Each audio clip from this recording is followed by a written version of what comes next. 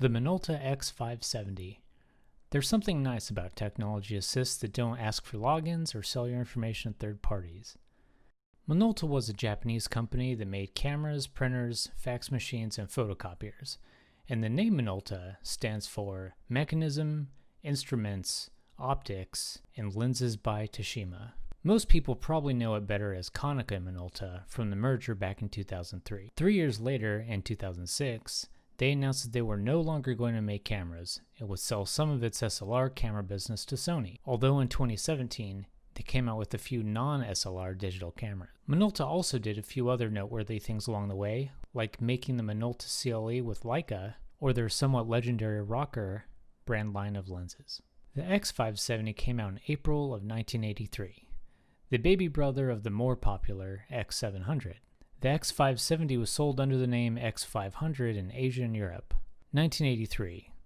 Microsoft introduces Word, the Chevy Corvette C4 was first produced, Mario Brothers debuts in Japan, Sally Ride becomes the first American woman in space, and the UK passes the seatbelt law.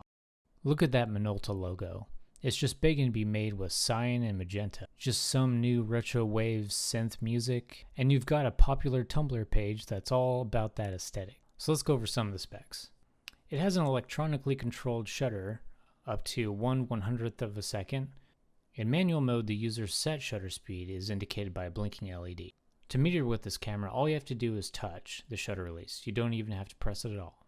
The viewfinder shows 95% of film frame area at a huge 0.9 X magnification. You can set a shutter speed slower than the sync speed of 1/60 of a second with the AE lock. It has automatic exposure lock buttons, ISO 12 to 3200 speed range, remote shutter release that will accept both electronic and manual shutter releases. This can also be used with an auto winder G for motor-driven sequences of up to 2 frames a second, or with the motor drive 1 for exposure sequences at up to an amazing 3.5 frames per second. It has a depth of field preview button, PC connection for studio flash, and it has an audible and visible self-timer in the form of flashing LED.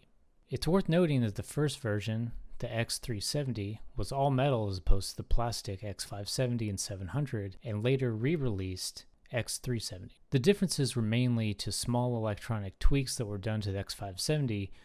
The X570 lacks a program mode, which made the X700 famous, as it essentially turned the SLR into a point-and-shoot for amateurs.